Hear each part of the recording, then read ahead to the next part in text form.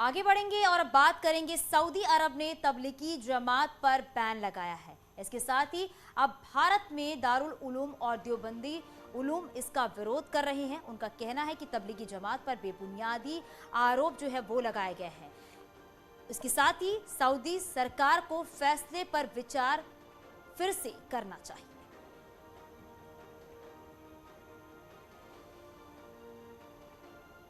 देखिए, सऊदी हुकूमत की जानिब से तबलीगी जमात पर पाबंदी आयद की जाने की बात हो रही है।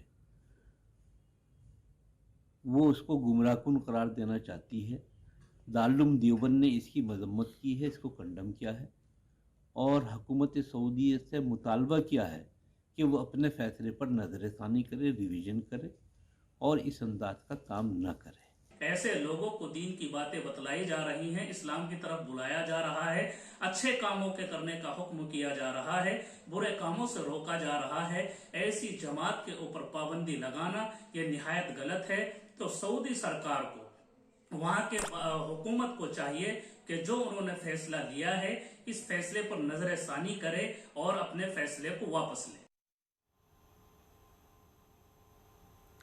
बीजेपी शासित राज्यों के सभी मुख्यमंत्री और उप मुख्यमंत्री चंदौली के पंडित दीनदयाल उपाध्याय स्मारक पहुंचे और उनकी मूर्ति पर पुष्प चढ़ाए। मुख्यमंत्रियों के साथ बीजेपी के राष्ट्रीय अध्यक्ष जेपी नड्डा भी इस दौरान मौजूद थे।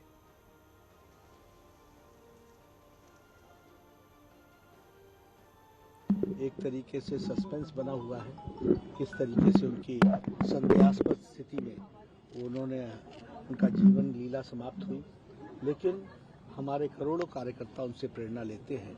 और आज बहुत ही हम सबके लिए सौभाग्य की बात है कि हमारे 12 मुख्यमंत्री, 9 उप मुख्यमंत्री सभी ने आकर के स्मारक पर शीश झुकाया, नमन किया और उनसे प्रेरणा ली है।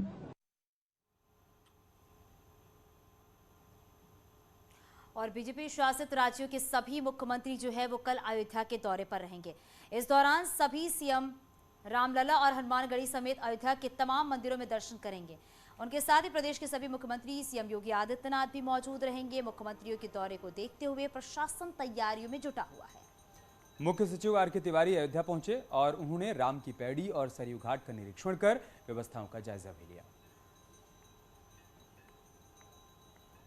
ऐसा अवसर हमको लगता है, या तो राम जन्मभूमि मंदिर का भूमि पूजन का कार्यक्रम था तो माननीय प्रधानमंत्री के नेतृत्व में कुछ लोग आए थे, लेकिन इतने मुख्यमंत्री एक साथ नहीं आए। वाराणसी दौरे के दूसरे दिन आज पीएम मोदी ने बरेका गेस्ट हाउस में सबसे पहले संगठन की बैठक की, जिसमें बीजेपी अध्यक्ष जेपी नड्डा और सीएम योगी आदित्यनाथ समेत बीजेपी के तमाम पदाधिकारी शामिल हुए। और इसके साथ ही आपको बता दें कि संगठन की बैठक के बाद पीएम ने बीजेपी शासित राज्यों के 12 मुख्यमंत्रियों के साथ मैराथन बैठक की, जिसमें गुड गवर्नेंस पर मंथन हुआ। इस बैठक में यूपी ही नहीं बल्कि देश के विकास पर मैराथन चर्चा हुई है। यूपी सरकार की ओर से कानून व्यवस्था के साथ ही आयुष्मान भारत, जल जीवन मिशन, स्वनिधि योजना और स्वामित्व योजना पर पीएम के सामने प्रेजेंटेशन दिया गया।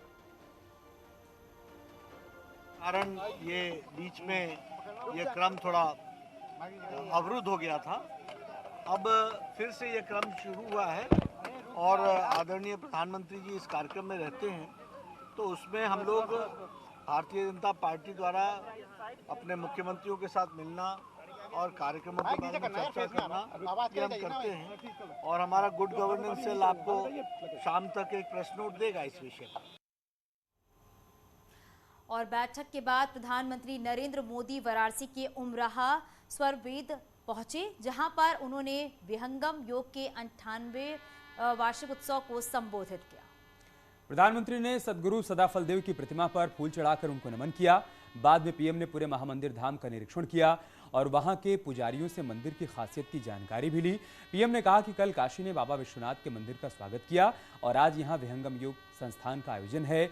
स्वाधीनता संग्राम के समय सदगुरु ने हमें स्वदेशी का मंत्र दिया था। आज उसी भाव में देश ने अब आत्मनिर्भर भारत मिशन की शुरुआत की है।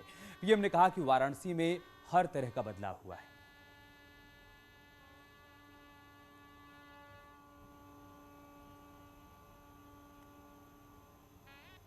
बनारस